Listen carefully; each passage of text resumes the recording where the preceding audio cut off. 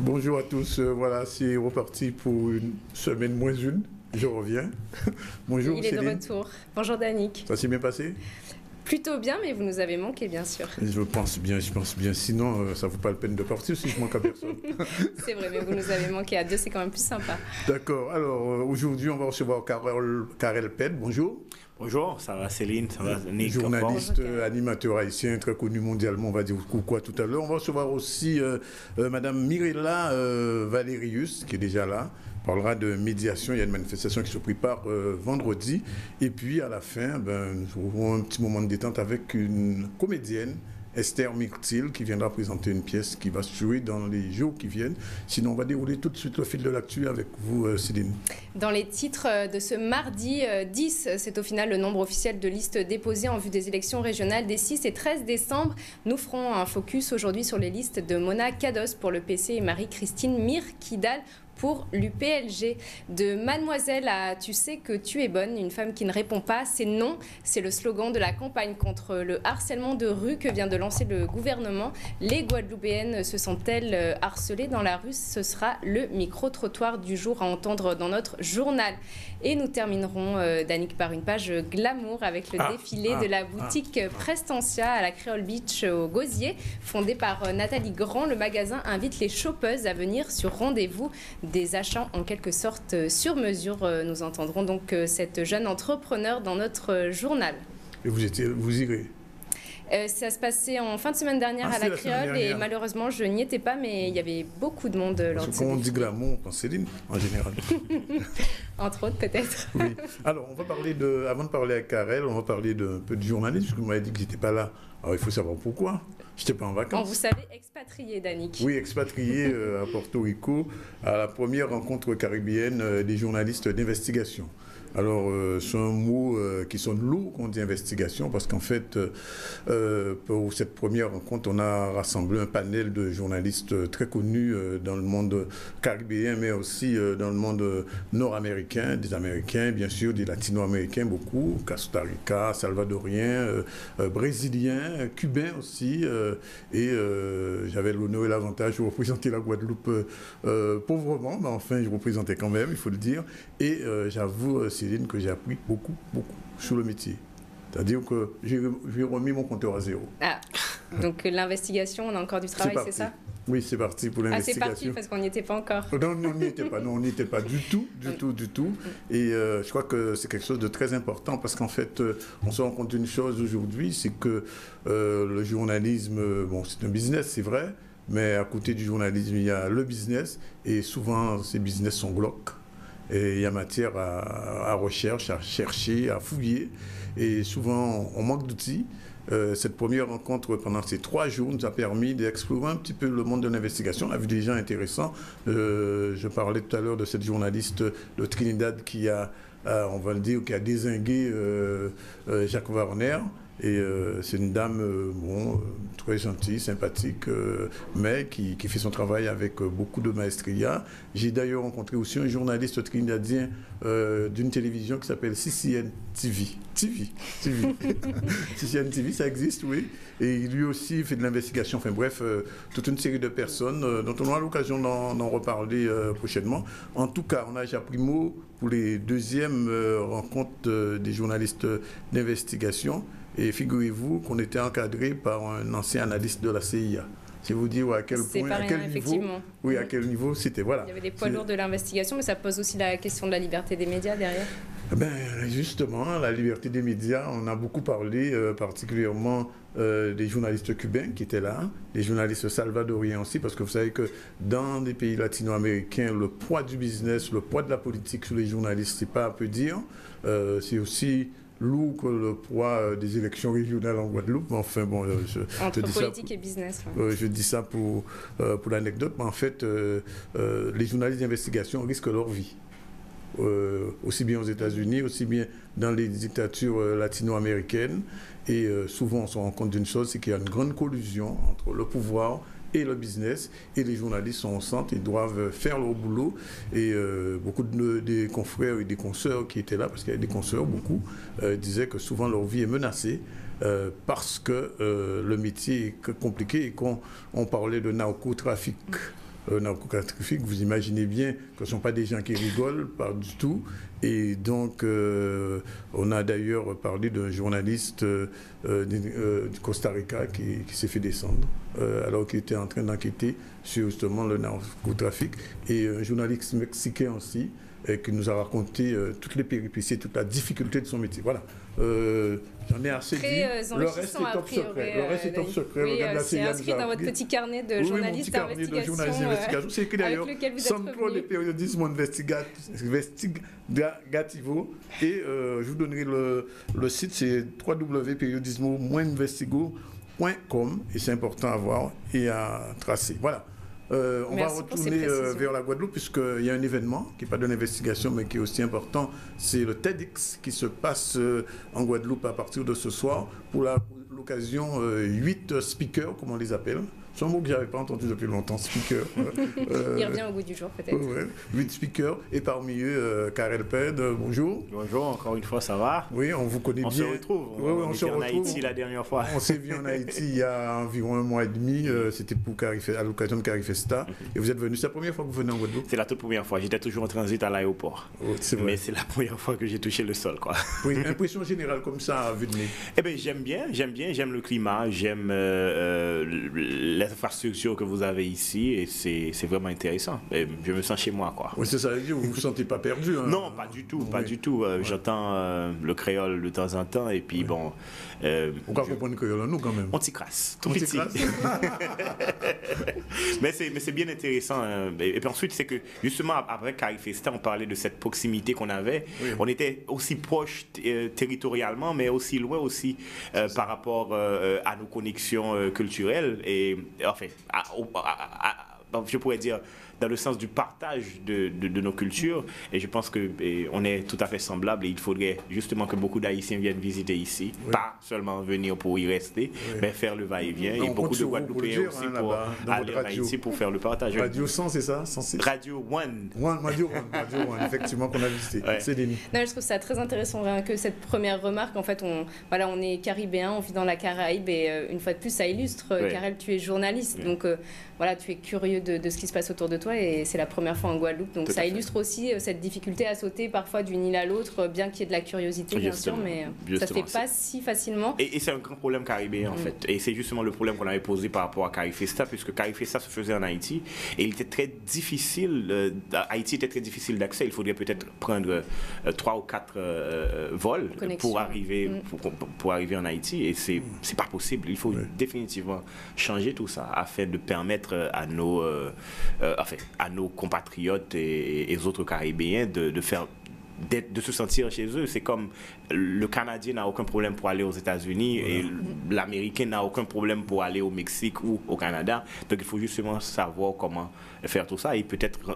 enrichir aussi le tourisme dans la région par rapport à nous autres Caribéens. Donc, je pense que ce serait bien intéressant. En tout cas, c'est les idées du coup, de TEDx qui vous emmènent ici. Bien sûr, justement par rapport au TEDx, c'est que l'effet papillon, c'est la Guadeloupe a cette forme de papillon, etc. Et justement, l'effet papillon, c'est ce qui se passe en Guadeloupe pourrait définitivement inspirer les autres pays de la région et même le monde entier, puisque le TEDx, c'est quelque chose de mondial et international. Donc pour moi, venant d'Haïti pour parler de mon expérience ici, c'est définitivement, je pourrais être guadeloupéen et partager la même expérience et pourrait peut-être inspirer des Guadeloupéens ici et des Français ou des Martiniquais ou n'importe quelle autre personne à travers le monde. Donc pour moi, le TEDx m'offre cette opportunité de venir dire que je suis haïtien, c'est vrai, mais mon expérience est définitivement pareille à ce que vous pouvez aussi vivre, puisque je vais parler de mon expérience à partir du tremblement de terre, et nous tous, vous savez, que nous sommes dans une zone assez vulnérable comme ça, justement, par rapport au tremblement de terre. Donc pour moi, je suis tout excité d'être là. Et donc, l'intervention qu'on ferait ce soir va porter sur cet aspect un petit peu général, ou bien vous avez des angles plus pointus? Bon, normalement, je ne sais pas si j'ai le droit de dévoiler un tout petit peu le contenu. On t'y classe. Un peu, mais pas trop. Un petit teaser. Justement, la soirée se divise en deux parties. Il y a la première partie, c'est oser se dépasser. Et puis la deuxième partie, c'est se réinventer. Donc je suis dans la première partie. En fait, ce que j'ai fait, c'est que j'étais journaliste, je travaillais en Haïti dans une station de radio et j'utilisais les réseaux sociaux.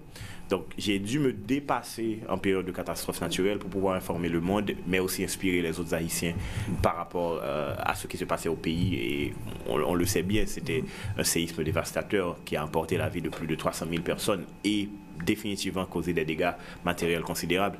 Donc, ce dépassement de soi, parce que j'aurais pu rester chez moi et sécuriser ma famille. Juste une question, Karel. À ce moment du tremblement de terre, quand vous avez senti les premières secousses, vous étiez où exactement? J'étais dans ma voiture, en fait. Oui. J'étais dans ma voiture, j'étais dans un embouteillage, j'étais dans ma voiture. À Port-au-Prince? À Port-au-Prince. J'étais sur la route qui relie la ville de Port-au-Prince à Pétionville en passant par Canapé Vert. Tout à fait. Donc c'est là que j'étais. Et puis bon, j'ai cru que c'était... je viens d'avoir un accident, que une autre voiture me frappait, quoi, parce que c'était fort. Et puis c'est à ce moment, lorsque je me suis retourné, justement j'ai vu des maisons s'effondrer, des gens qui criaient de partout, et puis j'ai cru que c'était un tremblement de terre. Mais je dois te dire que j'avais pratiquement 30 ans à l'époque, et c'était pour la toute première fois de ma vie que je ressentais un tremblement de terre aussi fort. Donc on n'avait pas la notion de magnitude et de savoir ce que ça peut causer comme dégâts, etc. Parce que là encore, c'est un problème d'information et d'éducation. Parce que le tremblement de terre, on n'avertit pas en général. Justement. Pas comme le cyclone, il n'y a pas de météo. Justement, c'est ça. Et bien, on n'était pas du tout habitué à tout cela. Et c'est après le tremblement de terre, je pense que ce sont là des leçons apprises du tremblement de terre. On se sent conscient un tout petit peu des maisons qu'on construisait, des villes qui sont encore menacées. Par exemple, là maintenant, on parle du nord du pays qui est encore menacé, puisque le tremblement de terre a frappé l'ouest, la capitale. Mais il y a aussi le nord qui est une zone sismique à risque. Il y a aussi le sud du pays. Il y a aussi, par exemple, la République dominicaine qui est aussi bâtie sur des failles sismiques. Donc là, ça a soulevé un débat et ça a soulevé aussi notre conscience de peuple, puisque on vit et on est menacé. On doit savoir justement c'est quoi les menaces et comment justement faire face à tout cela. Donc pour retourner par rapport à ce que j'ai fait, c'est l'utilisation justement des réseaux sociaux que j'utilisais tout simplement pour annoncer peut-être la musique et les invités que j'avais, était devenu un outil pour lancer des appels au secours. De communication internationale. Voilà, oui, internationale, justement. Oui. J'étais devenu correspondant de plusieurs médias dans le monde entier. Donc c'était justement ce dépassement de soi que je vais peut-être partager l'expérience en 18 minutes. C'est suffisant? C'est assez suffisant. C'est assez suffisant puisque justement le TED, on doit être bref et concis et pour passer son message. Et les autres intervenants ont des histoires assez intéressantes à raconter aussi. Je ne pouvais pas m'éterniser sur ce qu'ils vont, sur ce que j'ai à dire. Donc mon histoire, c'est pratiquement mon expérience des réseaux sociaux, mais aussi comment cela a changé ma vie aussi. Parce que 5 ans avant, j'utilisais les réseaux sociaux pour me distraire, juste pour être en contact avec mes amis et mes fans. Mais là, je me sens maintenant porteur de messages et je suis définitivement devenu un agent du changement et promoteur de positivité, quoi. C'est important. Et justement, sur les réseaux sociaux, en fait, moi, je vois ça vraiment comme un outil, hein, et on se dit parfois que un outil, on l'utilise bien ou mal. Hein. Il y a deux versions. Ça, ouais. Et justement, est-ce que, toi, à ton sens, justement, cet événement, ce tremblement de terre, ça a fondamentalement changé ta façon d'utiliser les réseaux sociaux, tu le disais, et justement, des choses à transmettre. Qu'est-ce que tu as appris vraiment de cette capacité à communiquer via les réseaux sociaux? Bien justement, c'est une très bonne question et c'est à peu près sur ce point que j'ai fait la conclusion de ma présentation. C'est vrai qu'on l'a prouvé que les réseaux sociaux ont permis de sauver des vies, de lancer des cris de secours au monde par rapport au tremblement de terre. Mais après, il y a eu un essor considérable des réseaux sociaux. Il y a beaucoup plus d'utilisateurs maintenant sur les réseaux sociaux. Et les réseaux sociaux permettent une diffusion beaucoup plus facile et plus rapide des mauvaises nouvelles, des rumeurs. Et justement, c'était ma question en fait. Ouais, vas-y. Justement, donc, ce que j'ai appris, c'est qu'il faut des gens comme moi et comme d'autres journalistes comme vous pour faire la promotion du vrai, du bon. Et ça pourrait inspirer d'autres personnes à être des sources d'inspiration, mais aussi des sources de bonnes informations. Parce que justement, dans les réseaux sociaux, parfois on a l'impression que c'est une cacophonie. T'entends de tout, il y a peu de vrai, beaucoup de faux, beaucoup de rumeurs. Et parfois on ne sait pas ce qui est vrai, ce qui est faux. Est-ce que c'est pas dommage finalement? Comment journalistiquement tu vois ça et comment on arrive à faire passer les bons messages justement? Par exemple, en Haïti, il y a très peu de journalistes crédibles sur les réseaux. Et très souvent, lorsque des fausses informations circulent, par exemple, on a vu ça ces derniers temps, puisqu'on a eu les élections présidentielles, il y avait des fausses informations sur les résultats, des fausses informations sur les accusations de fraude, etc. Donc, il faut justement que le public, de la même façon qu'on va brancher Canal 10 ou on écoute une station de radio ou choisir quel journal lire pour avoir la bonne information, il faut justement identifier les bonnes sources d'informations sur Internet. Comme ça, vous allez certainement... Vous n'êtes pas exempt des mauvaises nouvelles puisque c'est un réseau et le flux est continu, mais tu sauras qui faire confiance et quelle source crédible suivre. Donc pour moi, voilà pourquoi j'encourage et je fais la promotion des réseaux sociaux afin que beaucoup plus de gens crédibles, de journalistes seniors comme on les appelle, les anciens journalistes traditionnels, peuvent être sur le réseau. Mais est-ce qu'ils n'ont pas du mal à s'y mettre justement? Peut-être parce que c'est pas leur éducation, c'est pas la génération Z. Il faut les forcer, il faut les forcer. Je pense que définitivement ils vont y arriver parce que définitivement c'est vrai, les journalistes citoyens font un bon travail. Lorsque quelque chose se passe, à l'instant tu as l'information et tu as l'information en vif, sans censure quoi. Mais il faut définitivement avoir d'autres sources crédibles qui utilisent. Il faut vérifier les infos, pour vérifier les informations, justement. Parce qu'il faut avoir au moins une source pour vérifier les informations. Voilà pourquoi je pense que des personnalités doivent être sur les réseaux sociaux. Par exemple, lorsqu'on fait croire, on publie des informations sur la mort présumée d'une star. Si cette star ou l'agent de l'artiste ou le manager de l'artiste n'est pas sur les réseaux sociaux, ce serait très difficile d'arrêter cette rumeur. Mais si justement on annonce que Karel est malade ou est en prison en Guadeloupe, etc., je vais uniquement faire un tweet avec ma photo et puis c'est vite fait, voilà, c'est fini. Ça va faire pchit, voilà. Mais si j'étais pas là, ce serait très difficile. J'aurais demandé à vous autres de venir me trouver pour prendre une photo, de faire un tweet. On serait venus, on pourrait t'aider à ce niveau-là. Juste deux petits mots, Karel, quand même, sur la politique, parce que... je sais que ça t'intéresse. Mais bien sûr. Mais ça sert aussi aux réseaux sociaux, puisque le président actuel il est souvent sur le tweet. Alors, comment ça s'est passé ces dernières élections? Parce que j'étais pendant la première partie, où c'était assez chaud. En août, c'était assez chaud, le 9 août. Et là, 25 octobre, ça s'est bien passé. Eh bien, c'est ça. Le 9 août, il y a eu les élections, le premier tour des élections parlementaires et sénatoriales, etc. C'était un peu mal passé, puisqu'il y avait beaucoup de cas d'irrégularité, il n'y avait pas de structure nécessaire pour pouvoir organiser des élections crédibles. Mais finalement, on avait les élections, premier tour des élections présidentielles le 25 octobre. Oui. Bon, les observateurs, tout le monde a dit que c'était très bien passé, il n'y avait pas eu de violence, etc.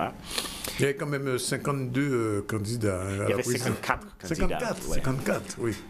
C'est exceptionnel, c'est la démocratie. Voilà, on a eu 54 candidats à la présidence et on a eu aussi le deuxième tour des législatifs. Donc, journée électorale parfaite.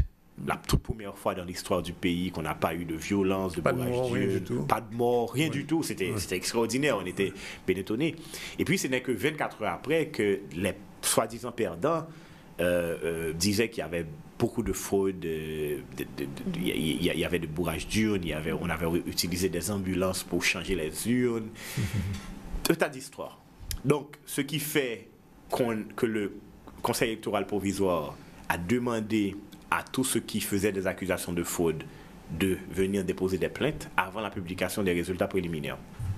Donc finalement, le Conseil électoral provisoire a reçu 162 plaintes, 43 de ces plaintes étaient valides, mais que 2 seulement regardaient les présidentielles.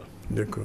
Finalement, 2 jours plus tard, on a donné les résultats présidentiels. C'est le candidat du pouvoir, Jovenel Moïse, qui est premier, plus ou moins avec 32% des votes. C'est la tendance attendue. Voilà. Non, en fait, pas forcément. Pas forcément, puisque il n'était pas connu. C'est quelqu'un qui travaillait sur un projet de figue banane avec agriculture, etc. dans le Nord, qui fait que justement Haïti, après 50 ans, exporte maintenant de la figue banane jusqu'en Allemagne. Donc, c'était le candidat du pouvoir. Il a fait une campagne assez intéressante, mais il y avait aussi Jules Célestin qui était le candidat perdant du pouvoir de René Préval en 2010, qui était de retour. Et selon les sondages, Jules Célestin était toujours devant, avec bien sûr un ancien sénateur, Moïse Jean-Charles, qui est opposant farouche du président de la République, qui était toujours deuxième. Et finalement, pour les résultats, c'était tout à fait le contraire. C'était Jovenel Moïse qui était toujours troisième ou quatrième dans les sondages, qui est devenu premier. Et puis Jules Célestin, deuxième, Moïse Jean-Charles, troisième. Et puis le candidat de Famille Lavalas, le président le parti du président Jean-Bertrand Aristide, est sorti quatrième. Donc là, il arrive qu'il y a trois candidats, les trois grands perdants en fait, qui contestent les résultats. Famille Lavalas qui est sorti quatrième, qui prétend être gagnant des élections depuis le premier tour. Moïse Jean-Charles qui est sorti troisième, qui n'ira pas au second tour, qui croit... il n'y a que deux candidats au second tour. Donc Moïse Jean-Charles qui croit qu'il doit être parmi les deux premiers. Et puis Jules Célestin qui est encore deuxième et qui va au second tour, qui conteste les élections. Il pense que c'est... on voulait le consoler avec la deuxième place qu'il réclame, haut et fort. Elles ne seront pas annulées, ces élections? Non, les élections ne seront pas annulées, puisque de toute façon, je vous le dis, c'était... En plus de ça, c'est que toutes ces accusations de fraude, il n'y a pas de preuves. Oui. Par exemple, le Conseil électoral provisoire a donné 72 heures après la publication des résultats pour la période de contestation. Il n'y a que deux candidats à la présidence qui ont contesté, et ces deux candidats à la présidence, l'un d'entre eux était sorti 15e, je crois, des 50. Et puis, c'est Maryse Narcisse qui était sorti 4e, qui a contesté les résultats. Mais les deux grands potentiels présidents, Moïse Jean-Charles, qui était très populaire, et Jules Célestin, n'ont pas contesté le parti de Petite Dessalines. Petite Dessalines, justement. Voilà. Oui. Donc, ça rend un tout petit peu la situation très compliquée, puisque ce qu'ils demandent, c'est de créer une commission indépendante pour aller recompter les votes. Et ça, définitivement, va donner un retard sur le processus. Mais aussi, ça ne fait pas partie du décret électoral. Puisque le décret électoral dit exactement comment doivent se dérouler les contestations et l'aspect juridique de la chose. Une question. Justement, moi, je voulais, sur ces contestations, ça fait vraiment partie de l'exercice politique, en fait. Oui. En Haïti, ça se passe toujours un petit peu comme ça. Il y a toujours des... Il y a toujours de mauvais perdants. Il y a un journaliste haïtien qu'on avait interviewé par Skype, justement, qui nous expliquait qu'il y avait beaucoup d'émotions, en fait, du peuple haïtien lors des élections, et ça a toujours été comme ça. Ça a toujours été comme ça. Justement, c'est un processus de construction de la démocratie, je pourrais dire. Mais le fait que les élections, c'est pratiquement la définition même de la démocratie. C'est le peuple va voter ses dirigeants. Mais malgré le temps, on n'arrive pas vraiment à s'habituer et à comprendre et à accepter qu'on soit perdant, que peut-être mon voisin n'a pas été voté pour moi ou ma femme n'a pas voté pour moi. Mais je trouve très intéressant parce qu'on dit, même ici en Guadeloupe, on dit parfois que les gens sont désintéressés de la politique. Et en Haïti, c'est une autre approche, c'est-à-dire qu'il y a beaucoup de... Les gens se sentent impliqués, se sentent... En Haïti, c'est différent. On peut se sentir impliqué, mais ne pas aller voter. Il n'y a pas eu beaucoup de votants. Il n'y a pas eu beaucoup de votants. Mais les gens descendent dans la rue. Les gens descendent dans la rue. Justement, c'est ça. Voilà pourquoi mon problème aussi, c'est qu'il y a beaucoup plus de gens à manifester et à contester les résultats que ceux qui ont été votés. Et ceux qui ont été votés sont définitivement silencieux. Par exemple, moi-même, je suis un votant, j'ai été voté, vous voyez là, j'ai été voté, mais je ne vais pas être dans les rues pour manifester, pour protéger mon vote. Donc, c'est un peu compliqué, mais je pense aussi que c'est le leadership politique qui manque. Parce qu'un bon leader saurait, avec les procès-verbaux qu'ils ont reçus, qu'ils sont pas perdants ou gagnants. Donc, il faut justement avoir cette conscience, je vais dire, professionnelle et humaine, pour dire, voilà, je suis un perdant, je félicite le gagnant, et puis on va travailler ensemble pour le pays. Et c'est exactement ce qui manque. Voilà pourquoi des élections, les résultats sont publiés, 54 candidats, il n'y a que pratiquement un seul gagnant qui a récolté le maximum de votes, et il y a 53 autres perdants qui contestent les résultats. Juste un petit mot avant de rappeler le TEDx de ce soir. Alors, on a quand même cette fois deux artistes sénateurs. Oui. Il y avait Gracia Delva. Il y avait Gracia Delva et puis on a Don Cato. Il y a Jacques Sauveur, il y a Don Cato. Don Cato, c'était aussi opposant du pouvoir. Il a fait des miracles carnavalesques. On mène à la politique en Haïti, apparemment. Et définitivement, parce que justement, c'est ça le problème. Et rapidement, je vais vous le dire. La classe politique, je pourrais dire, ne peut pas mobiliser la population. Les artistes ont ce pouvoir, à partir de leurs chansons et aussi de leur charisme, de mobiliser la population. Et souvent les animateurs radio aussi. Les animateurs de radio aussi, les présentateurs de télévision, bien sûr. Merci Karel. En tout cas, on rappelle que ce soir, à partir de 18h, à l'amphi de Fouillol, l'amphi... c'est Miro, c'est bien ça.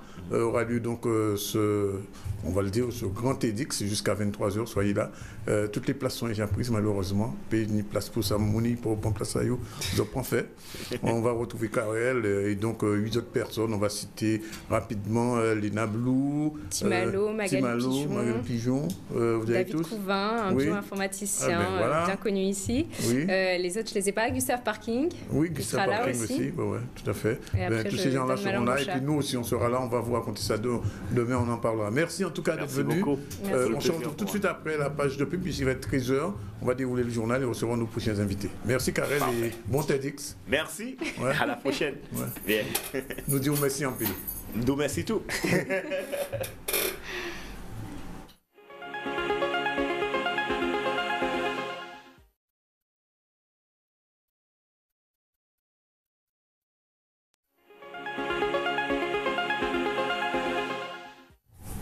13h08 dans le ZCL et on déroule l'information. On commence par une brève. Sachez que la RN2 était complètement bloquée ce mardi matin dans la région de Pointe-Noire, non loin de Mao, suite à une collision entre un bus et un tractopelle. La circulation est revenue fluide aux alentours de 11h ce matin.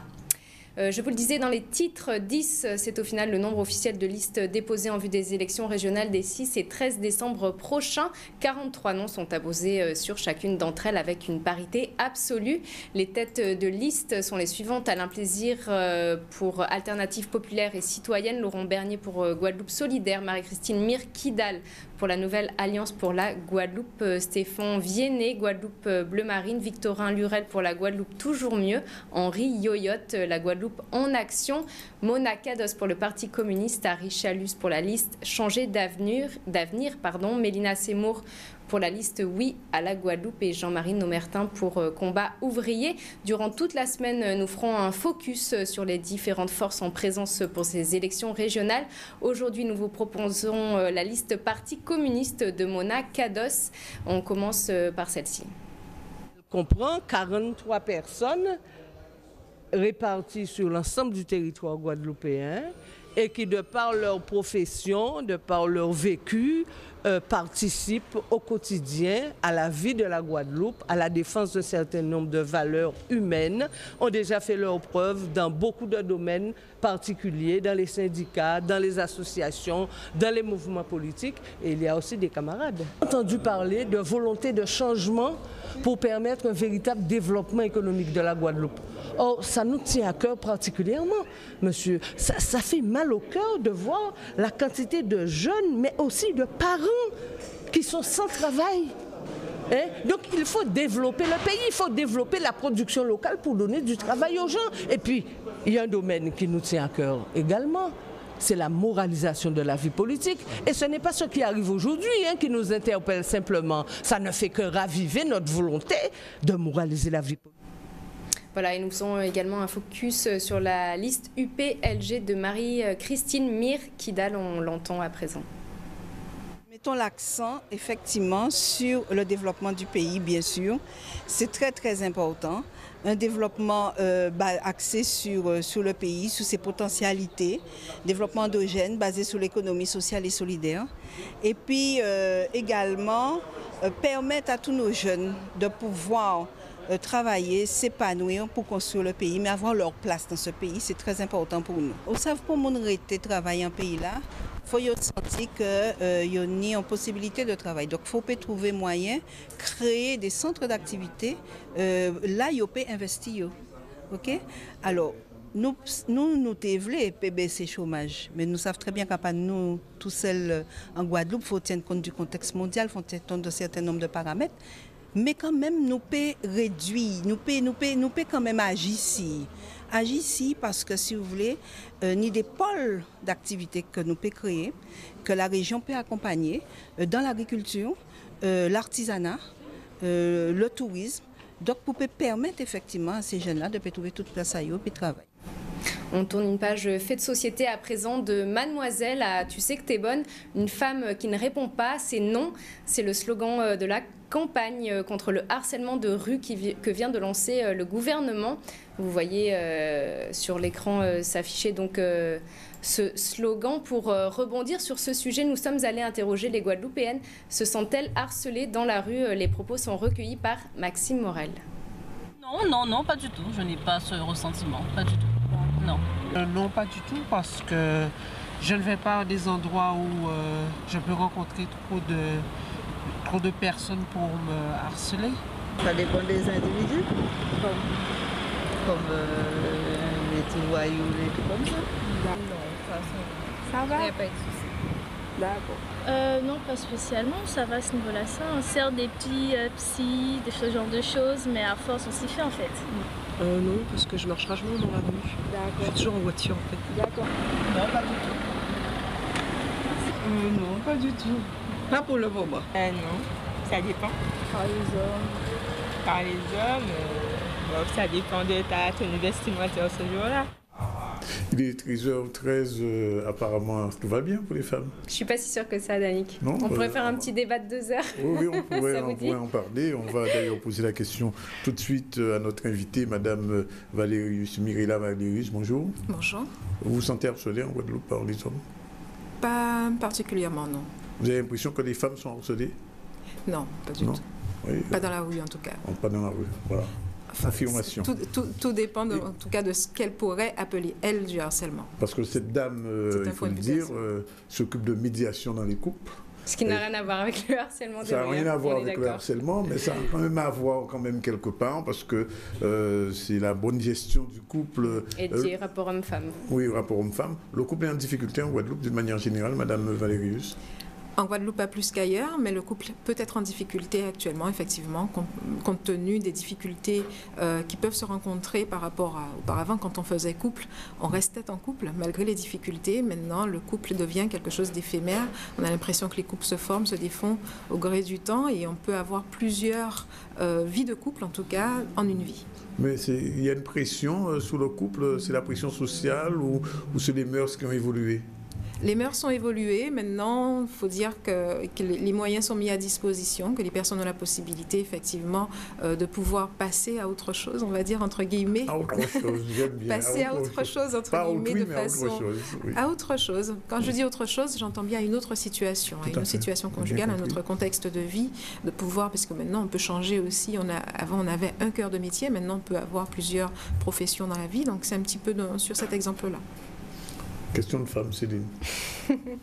Alors justement, qu'est-ce que vous proposez? C'est donc de la médiation quand la communication n'est plus possible entre hommes et femmes au sein du couple, hein, c'est ça? Voilà, tout à fait. Donc l'association Attitude Médiation, c'est un service de médiation familiale. Donc nous, ce qu'on propose au niveau d'Attitude Médiation, c'est d'organiser la séparation, de permettre au couple, quand il n'y a plus de dialogue, quand il y a un problème de communication, de pouvoir justement se dire les choses, de communiquer ensemble et pour ensuite parvenir à des accords qui peuvent être apaisés pour les enfants. Et justement, quels sont les... Enfin, sans peut-être généraliser à l'excès, mais les facteurs qui font qu'on n'arrive plus à communiquer?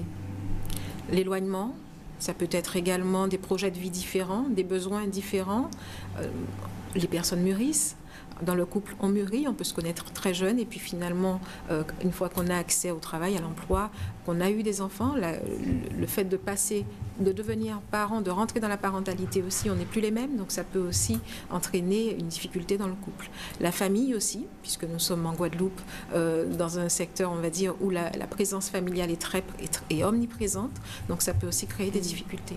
Donc c'est le moment où le constat est fait qu'on ne veut pas aller dans le même sens, en fait. C'est un peu ça? Tout à fait. Et nous accompagnons les couples dans ce sens-là. Donc avant une séparation, pendant et même après, une fois que le couple est séparé, même des années plus tard, s'il y a encore des accords à prendre, s'il y a des ententes à avoir ensemble pour les enfants, puisque c'est vrai que les accords qu'on peut passer pour des enfants à 2 ans, 3 ans ne sont plus les mêmes une fois qu'ils ont 15 et 14 ans.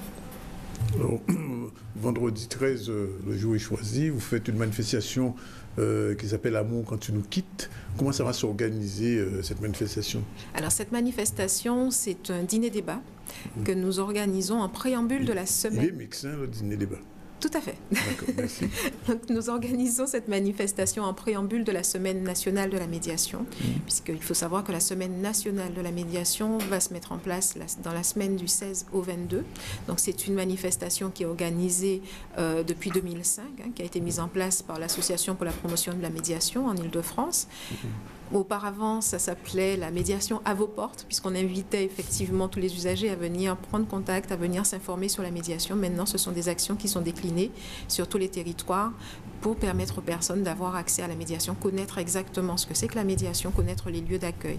Donc, durant ce dîner-débat, nous allons avoir plusieurs intervenants. Donc, Hélène Migerel, qui est docteur en sciences humaines, qui est psychanalyste.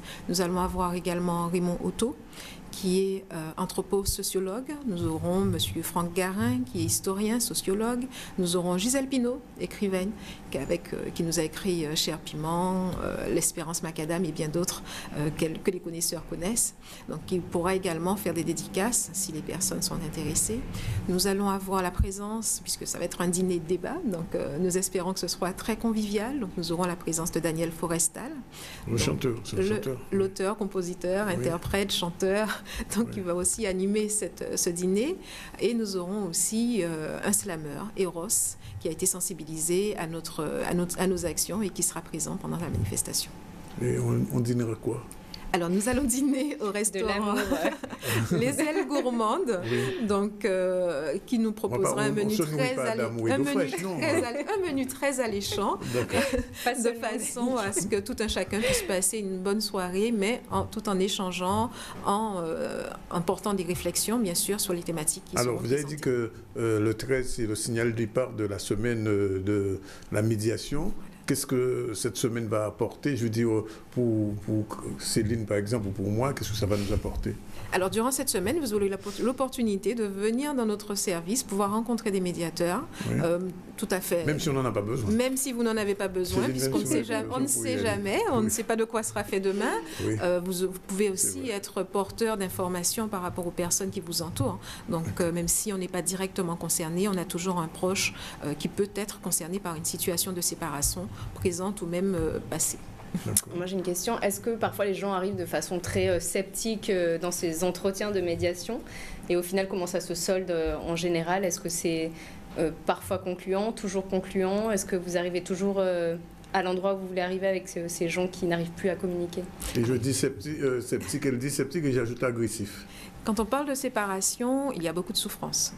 Quand on parle de séparation, il peut y avoir également beaucoup de frustration, beaucoup de colère vis-à-vis de l'autre, parce que parfois on n'est pas parvenu à organiser cette séparation de façon apaisée.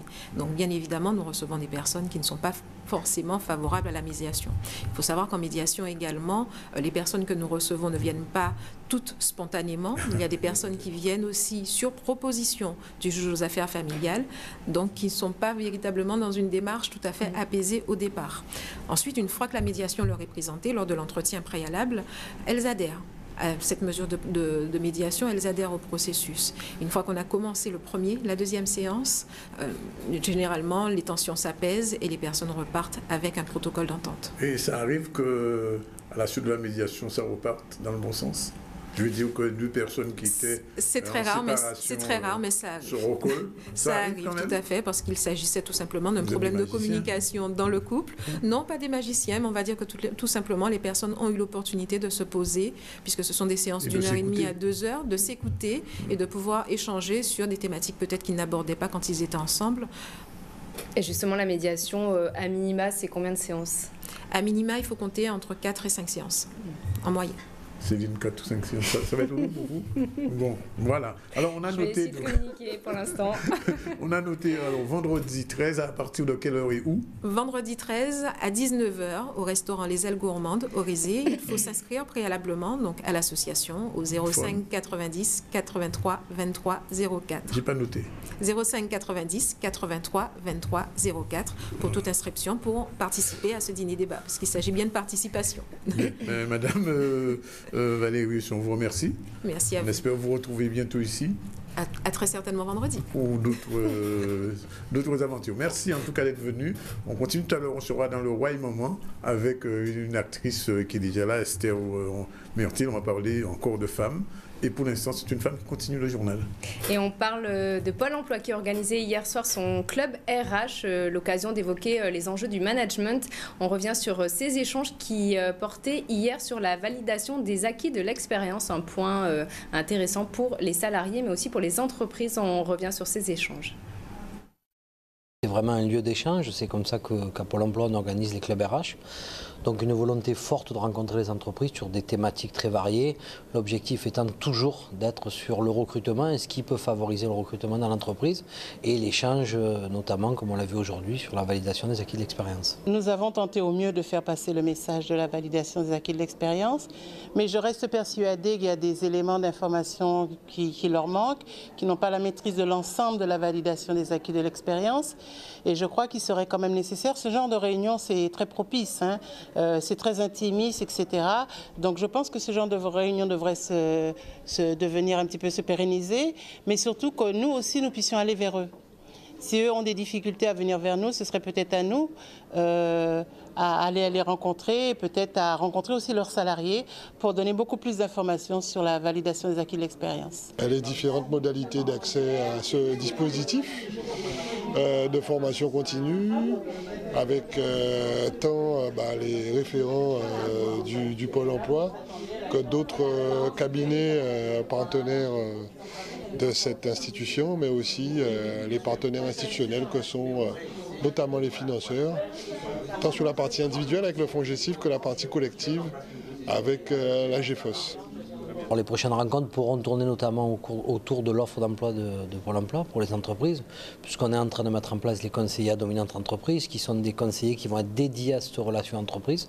Donc il est important qu'on puisse aussi rencontrer les entreprises sur ces sujets-là, puisque l'objectif c'est vraiment d'être le lien entre les demandeurs d'emploi et les entreprises, et que ces conseillers à dominante entreprise, par leur personnalisation de l'action et leur proximité avec les entreprises, vont permettre cela.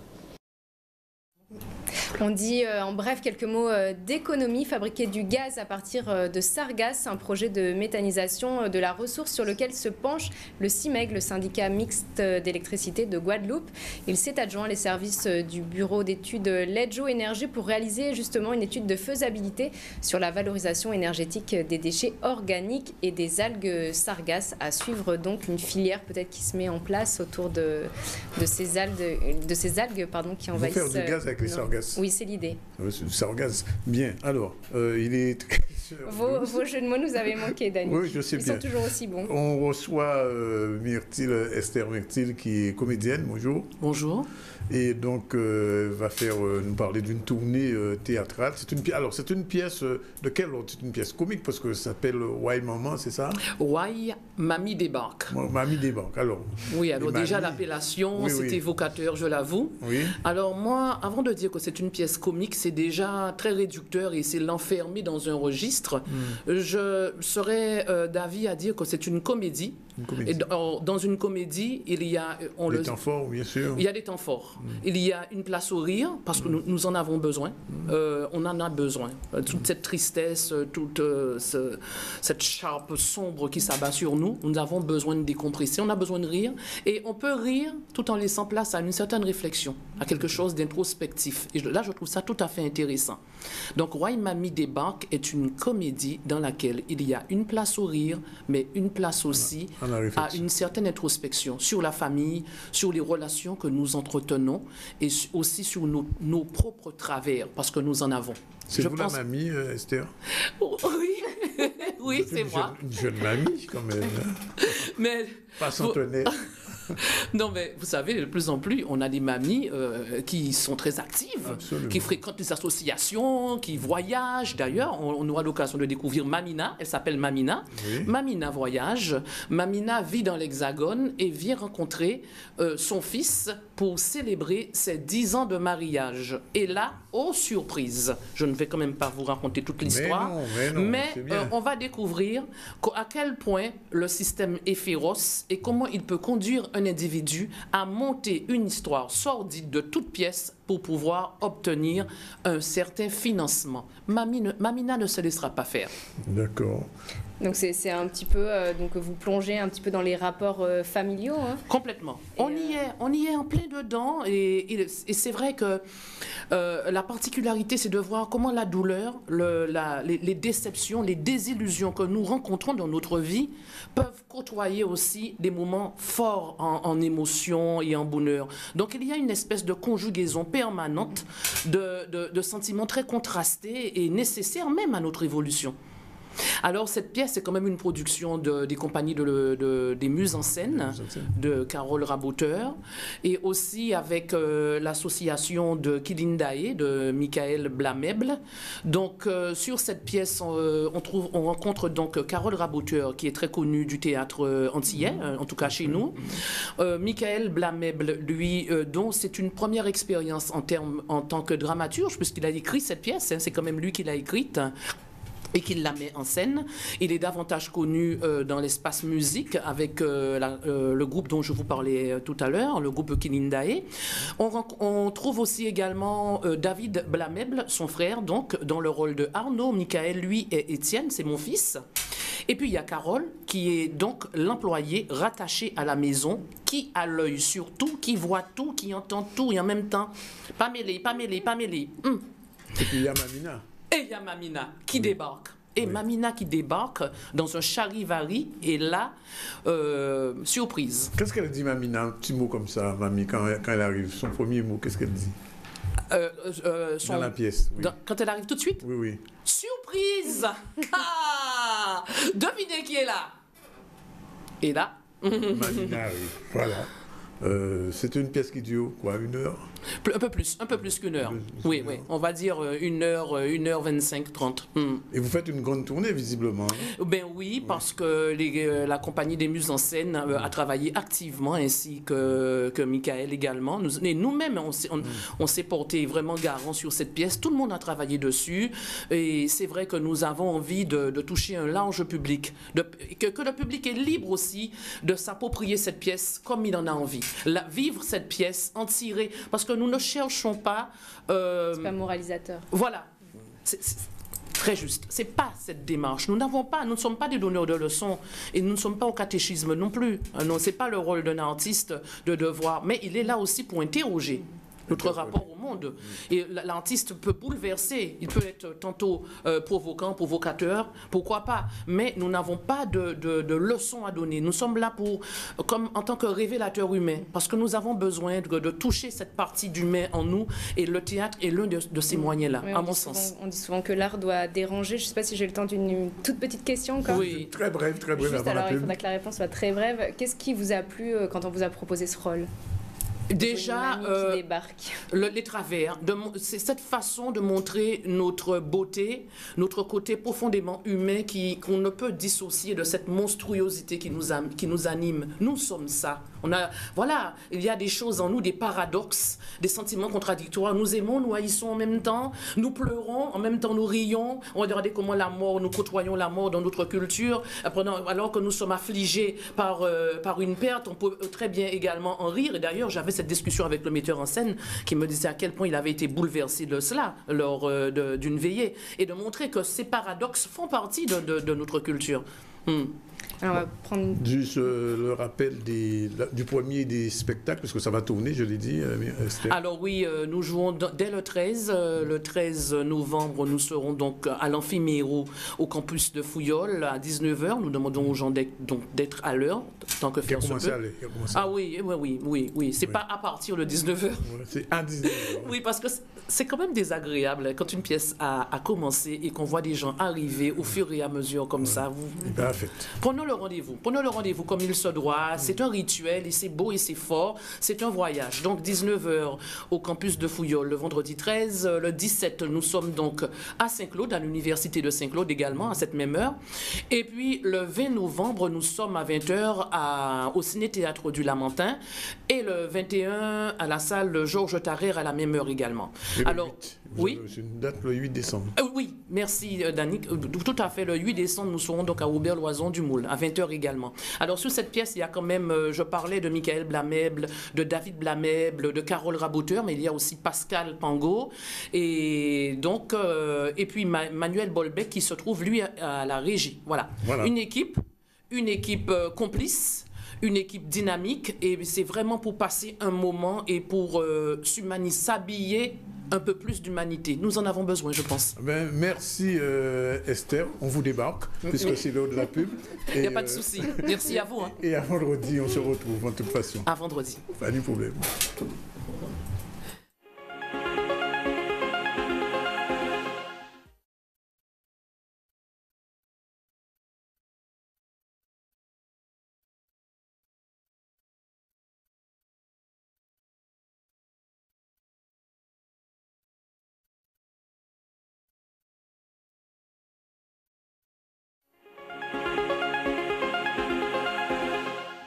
Voilà, il est 13h38 et nous recevons desde La Habana de Cuba la señorita Karen. Comment está Karen?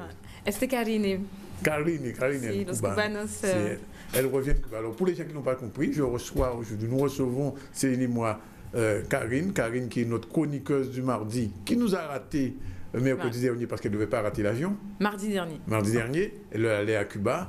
Et elle était allée à Cuba, pourquoi Karine? Pour la foire internationale de la Havane. Oui. Donc on en était à la 33e édition cette année. Et moi, j'ai découvert la foire et Cuba. Karine, juste un petit mot, vous n'avez pas un merci à dire à des gens par hasard je pensais le faire en fin de chronique, mais bon, pourquoi pas le faire au début. Effectivement, on remercie toutes les personnes qui nous ont aidés financièrement à partir à Cuba, parce que c'était pas joué. Nous-mêmes, on ne pensait pas partir. Jusqu'au dernier moment, c'était un jusqu'au dernier suspense, le dernier dollar. Voilà, exact, jusqu'au dernier dollar. Donc je remercie tous les contributeurs qui ont pu mettre des sous sur litchi.com. Donc le crowdfunding, ça marche? Ça fonctionne. Et on a également, on remercie aussi la mairie de Bemao qui nous a aidés à partir. Voilà. D'accord. Alors, revenons à la feria. Donc, la feria de la Havane, c'est vraiment un endroit immense déjà, où il y avait 170 pays représentés et près de 170 pays représentés et 70 pays exposants. Oh, voilà, c'était dans la Guadeloupe? Dans la Guadeloupe. Donc on peut être fiers de nous concernant la FIAF, puisque c'est la STCI qui était en charge de représenter certaines entreprises guadeloupéennes. Donc la STCI, c'est simplement une société qui travaille de concert entre la Guadeloupe et Cuba et qui aide les entrepreneurs guadeloupéens à se développer sur Cuba. Donc cette société représentée par Narcisse Thérèse a signé 3 conventions avec l'État cubain sur l'agriculture, l'agroalimentaire et le commerce en général. D'autres conventions sont à venir. Donc dans le pavillon français, on avait une trentaine d'entreprises françaises, dont une dizaine guadeloupéennes. On partageait également le pavillon avec Haïti. Donc belle surprise pour Haïti, puisqu'on avait des entreprises qui fabriquaient des pâtes alimentaires, des usines de cornflakes aussi. Donc Haïti était très très bien représenté et eux ont organisé la feria un peu comme nous en 3 semaines. Et donc ils ont eu droit à un avion spécialement réservé pour eux pour venir assister à la feria. Voilà. Donc l'objectif, Karen, c'était rencontrer des contacts, des prospects, des futurs clients, de prendre un petit peu l'expérience de d'autres entreprises. Exactement. Il faut savoir que suite au réchauffement avec les États-Unis, l'embargo sera levé, on espère, très bientôt. Et donc aujourd'hui, il fallait être à Cuba. C'est un marché prometteur. C'est un marché prometteur. En fait, moi, de ce que j'ai compris, c'est que contrairement à ce qui s'est passé en Europe avec la révolution industrielle et la révolution numérique maintenant, Cuba risque d'avoir toutes les révolutions en même temps. Griller les étapes un peu. Je ne pense pas qu'ils vont griller les étapes parce que tout est bien organisé. J'ai rencontré un journaliste cubain qui expliquait que Cuba n'allait pas privilégier tel ou tel, n'allait pas forcément privilégier les États-Unis et que Cuba est ouvert à toute proposition. La France est quand même bien positionnée. La semaine prochaine, il y aura encore la visite d'un ministre, parce qu'on a eu la chance d'avoir la visite du secrétaire d'État au commerce extérieur.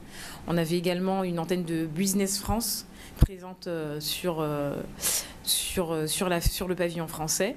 Donc là, c'est vraiment le moment de se positionner et de proposer des nouveaux business models pour Cuba. Voilà. Est-ce que vous, en tant que jeune Guadeloupéenne, jeune investisseuse ou jeune chef d'entreprise, vous avez le sentiment quand même qu'il y avait des opportunités de business autour de cette fois ou par rapport à Cuba? Complètement. Aujourd'hui, Cuba a besoin de rénover ses outils industriels. Donc là, d'un point de vue industriel, il y a de quoi faire. Au niveau de l'import-export aussi. Donc là, c'est aussi le moment de se positionner. C'est pour ça que dans tous les pavillons, on avait beaucoup d'entreprises, notamment en Allemagne, liées aux outils industriels, les véhicules, les pièces de voitures, etc. Bon, moi, j'ai pas trouvé ça très important pour nous, parce que la Guadeloupe, on n'est pas industrialisé, on a une économie de service. On importe les voitures. Pardon ? On importe les véhicules, non, Tout à fait. On les construit pas encore. Mais moi, on n'est pas allé à Cuba dans l'optique de commercer ensuite uniquement avec Cuba, parce que le monde entier était à Cuba. Donc on en a vraiment profité pour discuter avec d'autres pays, savoir pourquoi ils étaient là. Bon, on était tous là pour la même chose, mais aussi faire des échanges avec d'autres pays. Moi, par exemple, le pavillon québécois, où il y a une école high-tech sur des diplômes internationaux, là aussi, ça peut être intéressant pour ceux qui le veulent, d'aller voir ce qui se passe au Québec dans cette école qui a quand même chaque année 50 000 étudiants, par exemple. Voilà. Du point de vue des nouvelles technologies, alors souvent on dit oui, qu'on est à Cuba, il n'y a pas d'internet, il n'y a rien du tout, c'est le néant total. Alors est-ce que vous avez eu ce sentiment?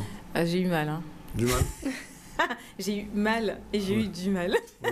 Effectivement, on est à l'ère zéro d'Internet à Cuba. Pour avoir Internet, en fait, il faut acheter, vous savez, les petites cartes qu'on avait avant nos téléphones portables, avec un code pour téléphoner à l'étranger. Donc à Cuba, on a le même principe. Donc la société en charge des télécommunications s'appelle ETEXA. Et donc, il faut acheter une petite carte d'une valeur de 5 heures d'Internet et se connecter sur des points. Combien?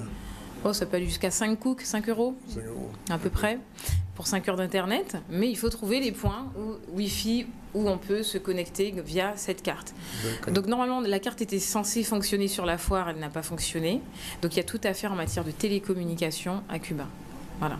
Alors, j'imagine que... Donc là, il y a un créneau, là. Il y a un créneau sur les télécommunications, l'import-export, toute l'industrie, l'agriculture, l'industrie agroalimentaire aussi, tout beaucoup. Est à faire. Et le transport. Le transport. Oui, voilà. Les taxis, par exemple. Les taxis, Cuban taxi, ça pourrait s'exporter. Oui, la Cubana taxi, si. Ouais. Vous y avez pensé? Bien évidemment. Oui. Est-ce qu'il y avait des start-upers, justement, des jeunes du numérique? Oui, on a rencontré Steve Bercy de Airzone Wi-Fi, qui lui a bien compris qu'il y avait un créneau à prendre à Cuba et qui lui qui va proposer des points hotspot sur l'île. Bon, après, il faut savoir que tout prend du temps à Cuba. Enfin, c'est ce qu'on nous a dit. Hein. Mais moi, je suis intimement persuadée que après cette feria qui a été qui a été un très bon cru, les choses peuvent aussi aller se faire rapidement. Oui. Alors, je pense que si on est sur le bon créneau et au bon moment avec les bons interlocuteurs, ça peut aller vite. Mais justement, par rapport, j'imagine, à tous les investisseurs qui sont en train de lorgner sur le marché cubain, est-ce que l'État cubain, il est quand même, j'imagine, ultra attentif sur les investissements qui vont se faire Alors, Cuba, sur la sélection des projets? Comment ça va se passer? Les Cubains, ils sont ingénieux. Vraiment, hein. Les Cubains sont ingénieux et on devrait s'en prendre de la graine. Ah oui, complètement. Déjà dans leur système ils ont un système de président de coopérative. Donc le président de la coopérative est spécialisé dans son domaine et représente sa coopérative. Et il a également un pied dans le parti. Donc le président de la coopérative est toujours sollicité techniquement et économiquement de façon à ce que le parti puisse appliquer les directives. Ce qui est censé se faire chez nous avec les organisations professionnelles et qu'on ne voit pas toujours. Voilà. Ouais. Non, le parti est tout puissant à Cuba, il faut le dire. Hein. Le parti est tout puissant, c'est l'armée qui dirige à peu près tout aussi. Hein. Mais il y a beaucoup plus de... Là, aujourd'hui, il y a plus de souplesse en tout cas sur la question économique, et je pense que Cuba à l'avenir va plus se tendre vers un modèle socio-démocrate. Bon, voilà. Mais vous avez fait un peu de salsa? Non, j'ai pas eu le temps. J'avais mettre des ampoules aux pieds à cause de la feria, donc j'ai fait la salsa sur la feria et sur les pavillons. C'est pas là que se concluent les contrats. Non, si j'avais envie de conclure un contrat, non, ça aurait été pas avec de la salsa, justement. Donc, écoutez, je sais pas, il y a un petit mot à dire, c'est de savoir, on parle beaucoup du tourisme cubain, vous avez le sentiment quand même que ce tourisme au travers de cette feria se développe à Cuba? Alors, j'ai pas vu beaucoup d'agences de voyage à Cuba, mais le gouvernement reste ouvert. C'est-à-dire qu'il faut... Alors justement, là où je disais que les Cubains étaient très ingénieux, c'est qu'avant de pouvoir s'implanter à Cuba, il faut déjà envoyer son projet au gouvernement. Oui. Le gouvernement décide si ça fait partie de ses priorités. C'est comme si on veut faire une chronique, par exemple, il faut envoyer la chronique à Denis Andronis. Oui, et c'est lui qui décide, en fait. Arbitrairement. Arbitrairement, toujours. Voilà, mais bon, comme il est gentil, il dit toujours oui.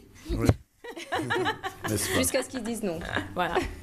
Donc oui, voilà. Donc il n'y avait pas d'agence de voyage. Il faut envoyer son projet à Cuba, au gouvernement, qui décide si ça fait partie des priorités du. Mais les entrées sont faciles pour, par exemple. C'est pas simple. Pourquoi? Parce que j'imagine des barrières quand même. Il y a des barrières quand même à franchir, peut-être des passes droits aussi.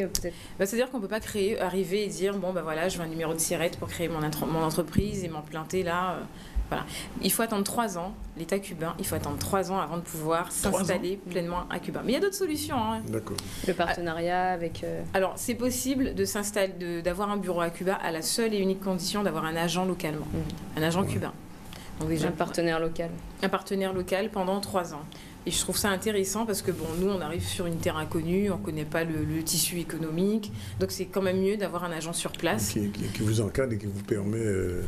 Qui connaît les lois, exactement. Donc, je trouve que c'est quand même... Vous reviendrez à Cuba? Bien évidemment. On m'a déjà demandé de revenir, d'ailleurs. Oui. C'est pas un Cubain, non? Non. D'accord. Ok. Vous aviez droit à un joker, là, Karine. Non, elle a répondu spontanément. Il ne faut pas la frustrer. Mais ça peut être un chef d'entreprise cubain qui veut m'embaucher, non? Mais oui, voilà. Mais bien sûr.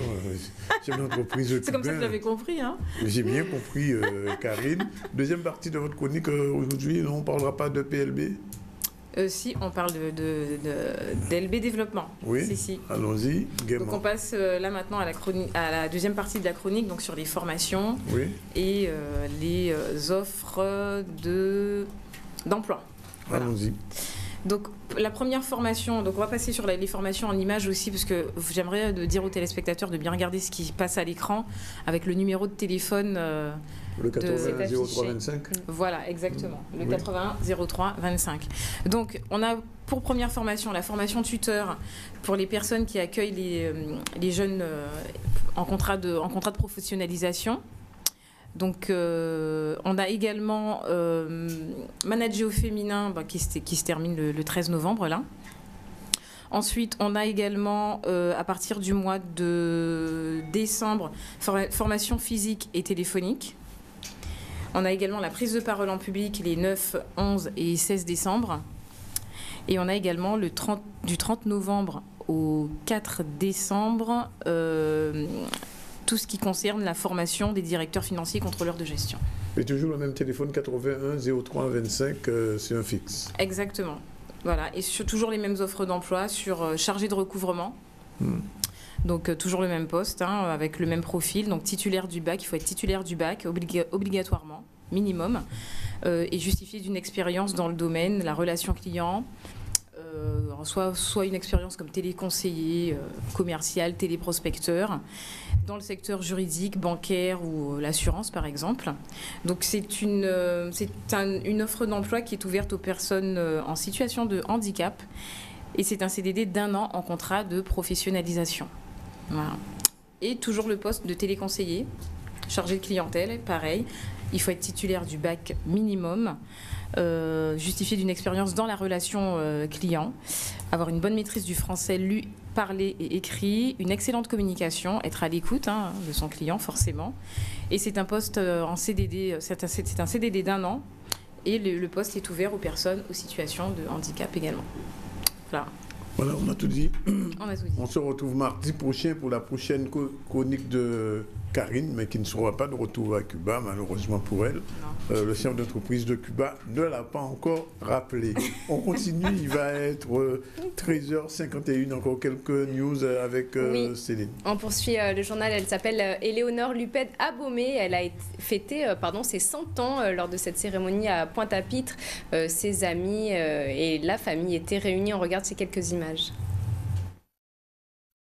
Je n'ai pas connu mon père, mais ma mère, je l'ai morte à 2, j'avais 2 ans. Mais comme c'est ma grand-mère qui m'avait adoptée, elle m'a eu, ma grand-mère, elle a fait 18 enfants, 9 filles, 9 garçons. Et alors elle m'a adoptée quand je suis née, puisque ma mère avait 16 ans. Alors elle et son mari, ils m'ont adoptée. Et quand j'avais 4 ans, elle est décédée. Je suis allée chez ma marraine. J'ai vécu 2 ans. Et ma tante adoptive encore, qui avait un permis, m'a amenée chez madame, la dame que j'étais. Je suis restée à 8 ans, je suis sortie, j'avais 35 ans. 35 ans, je me suis mariée et j'ai fait 5 enfants. Grâce à Dieu, ils sont tous là. Je ne sais pas si je dois dire à ma mère bonne fête, puisqu'à chaque fois que je l'appelle, quand j'étais en Europe, je disais bon moment, bonne année pour 100 ans. Et puis voilà, là je n'ai pas eu l'occasion cette année de dire bonne année pour 100 ans, puisqu'elle a déjà 100 ans. Elle a eu 100 ans. Alors elle se porte bien grâce à Dieu. Et je pense que bon, par la suite, les années qui vont suivre, elle sera encore là avec nous. Tiens, voilà, je te remets, c'est de la part de l'association Vie et Jeunesse. Je vous remercie à vous tous. Et je suis si émue que je ne peux pas dire grand-chose. Mais merci à vous tous. Merci beaucoup. Vous avez répondu à mon appel. Ma maman, c'est une femme qui est solide, une femme dure, comme on dit. Et sa devise pour elle, elle dit toujours, il faut vivre pour venger. Ça veut dire qu'en fait, il ne faut pas se laisser aller malgré les difficultés de la vie. En bref et en images, à quelques jours de l'arrivée des concurrents de la Mini Transat, on va voir quelques images qui relient, je le rappelle, Douarnenez à Pointe-à-Pitre. Le village d'arrivée s'installe au Mémorial Act, au programme des stands et des concerts qui se dérouleront donc à l'occasion de l'arrivée des concurrents de la Mini Transat. Nous terminons par une page glamour avec le défilé de la boutique Prestantia à la Creole Beach au Gosier. Fondé par Nathalie Grand, le magasin invite les shoppeuses à venir sur rendez-vous, des achats sur mesure. Le reportage est signé Xavier Foucan. Prestantia, c'est une boutique de prêt-à-porter pour femmes et accessoires, bien sûr, mais en vente uniquement sur rendez-vous. Donc un concept privé pour des femmes qui ont envie de prendre le temps de se faire plaisir. Je dis souvent, c'est comme un peu comme quand on va chez le coiffeur. On prend un temps, on prend 1 heure, on se dit qu'on se détend, on va se faire du bien. Et bien, quand on prend rendez-vous à Prestantia, c'est la même chose. On s'occupe d'elle du début jusqu'à la fin. Je veux pas négliger aucune femme. Toutes les tailles, tous les styles, toutes les morphologies, tous les âges. Il y a de tout pour tous les goûts. J'ai déjà une expérience dans le domaine depuis plus de 8 ans. Et en fait, je voulais apporter un nouveau visage à la vente en Guadeloupe. Souvent, on est pressé en boutique, il y a du monde, on n'a pas de conseils. Mais là, on prend son temps et on peut montrer une vente de qualité. Et surtout en Guadeloupe, c'est ce que j'avais envie de mettre en avant. Je trouve que c'était un très beau défilé et que toutes les tailles étaient représentées, de la taille 34 à 60 comme elles ont dit, et puis tout le monde peut trouver son bonheur, quoi. C'était très bien, on a noté pas mal de tenues qui nous ont plu et franchement pour un premier événement on trouve que c'était très réussi. Voilà pour ce sujet mode signé Xavier Foucan. Oui, et puis on va, avant de conclure, je vais rappeler, je vais dire que samedi 14, à partir de 6h du soir, vous qui en la rue là, à Sonis, il y a un candidat et des rois. Et on vient de s'absorber là, et il y a 5 à 5 heures, moun vient voir ça. Et samedi, à partir de 6 heures, c'est qu'à Sonis la pointe. Et donc, le petit mot pour dire qu'on ne se retrouve pas demain. Non, pas demain, c'est le 11 On se retrouve jeudi avec notre chronique d'avocats, comme d'habitude, les avocats. Et donc, on va continuer la semaine. Et que Martine, qui ne peut pas venir demain, sera avec nous vendredi, exceptionnellement pour la chronique culturelle de ce vendredi. On parlera cinéma, puisque Laurence Welch m'a déjà dit qu'elle sera là. Et je vous le rappelle, si vous ne l'avez pas encore vu, Spectre sort ce soir. On va y courir. Partout. À Jean 007. Alors, quand vous avez fini le TEDx, courez au Rex. Quel programme? Un programme magnifique et majestueux comme toujours dans le ZCL. Voilà, c'est fini. Il est pratiquement 14h. On dit merci à Zébris pour la réalisation. Et puis Céline, je suis là. Mais oui, de retour. Très bien, c'est parfait. Me back. Voilà. Allez, ciao, à demain. Non, à jeudi.